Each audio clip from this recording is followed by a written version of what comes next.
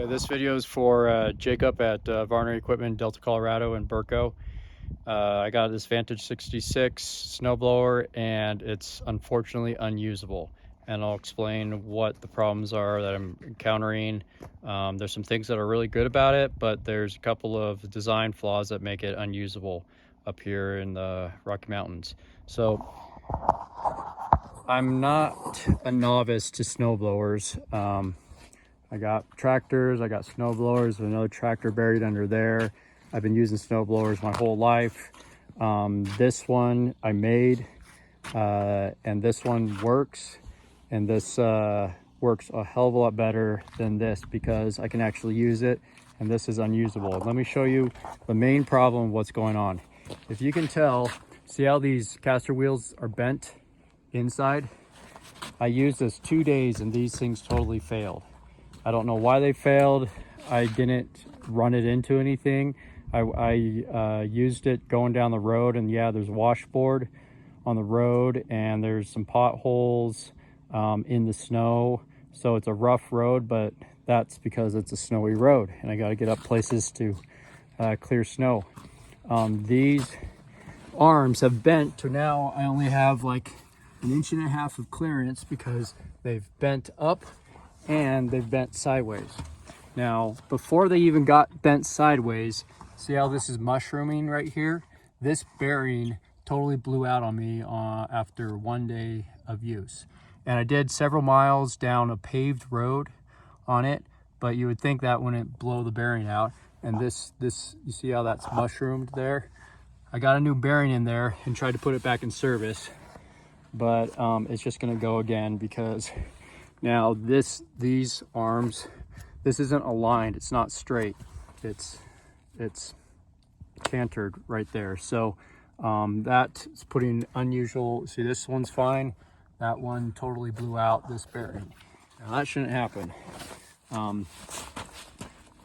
Also, this one's cantered this way, and it's because the weight of this thing bends these arms. I only used this 2 days. Now I used it all day, both days, running up and around the mountain, clearing snow, but those things failed me.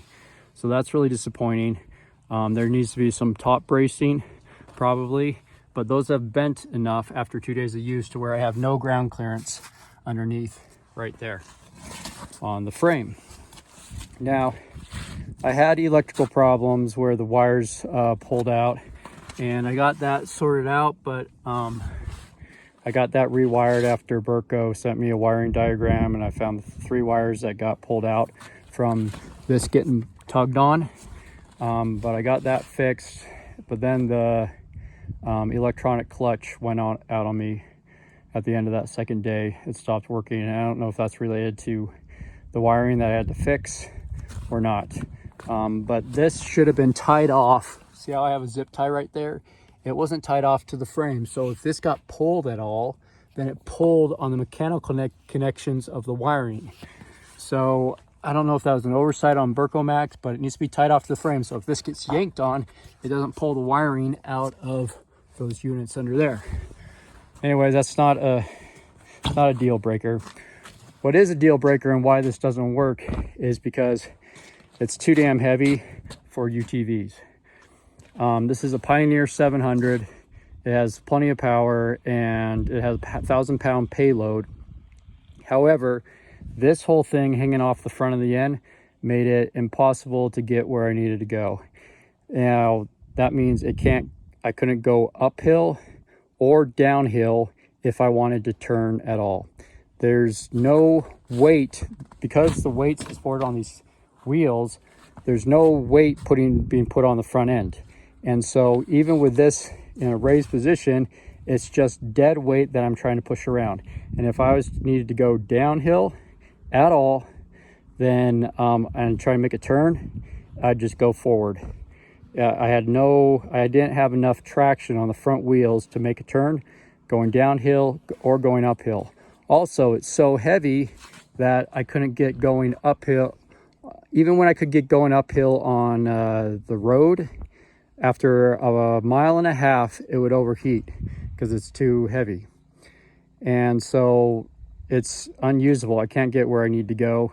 I spent those first 2 days that I used it, the only 2 days I used it, totally stuck if I encountered any hill. And look at, we're in the mountains, everything is a hill. There isn't like any flat road anywhere around here. And I needed something that was faster than this tractor for getting down the road.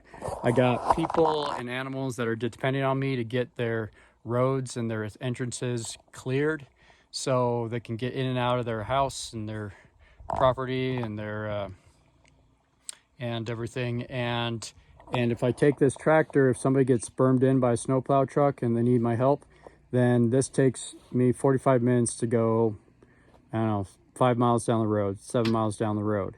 And that's why I came up with this solution with a side-by-side, which I can cruise down there really fast, be down there in 15 minutes and clear out areas when people need me that are dependent on me. I got a lot of people depending on me. This does not work because I couldn't get where I needed to go. Anytime I encountered a hill going up or down, I couldn't turn. It's just too heavy for a UTV. And so the problem is this was advertised as for a UTV specifically, and it doesn't work. It doesn't work. I don't know what else. If I would lived in the Midwest and I was like in Ohio or Illinois or something and just needed to plow or snowblow a long flat area or move it around my driveway, that'd be fine. I would work just fine for that. But if you need to go up or down a hill and need to turn, you can't. I can't do it with this side-by-side with that. And I know, and this isn't unique to me. There's on my local classifieds, there's about 4 or 5 Berco snowblowers, the 54-inch and the 66-inch for sale. And I called these guys up to ask them, hey, how are you solving this problem of being too damn heavy? And they're like, well, I can't, I'm selling it. And there's one guy that tried to put a 54-inch on a Polaris 570 UTV, and he's selling it because he can't maneuver it. He can't maneuver it around. And I'm having the same problem, and everybody that's selling them is having the same problem. If they live anywhere with any sort of incline, they're having the same problem. Now let me show you, so to prove I'm not a novice, I know what I'm talking about. I built this unit and it works. This is a 30-year-old snowblower that I modified for this UTV, and it goes on a drive shaft that goes underneath the vehicle to a Harbor Freight Predator motor on the back end, and that keeps the whole vehicle balanced. So when traction is key, when snow removal, then this is balanced. I got equal weight on the front and back wheels. But what's even better, and why this system works and Berco's don't, is for the simple fact that I can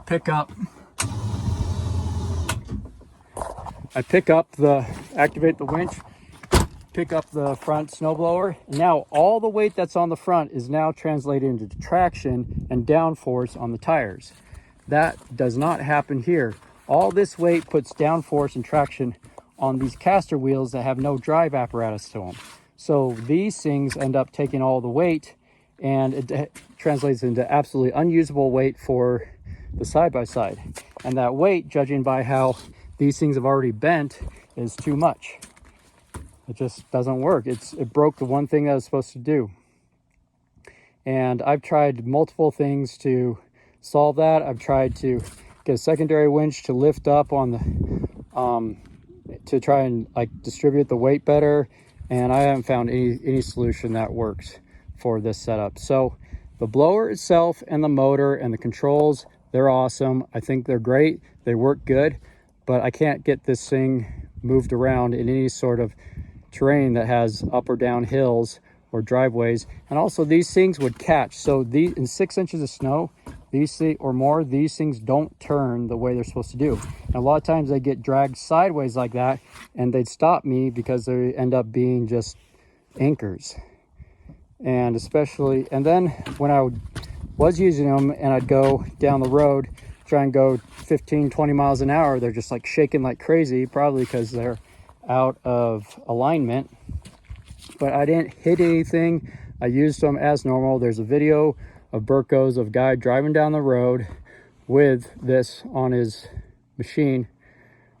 And so I'm using it as advertised. Now, I know you guys wanted me to hook it up to this, hook it back up, and critique how I have it mounted to my machine.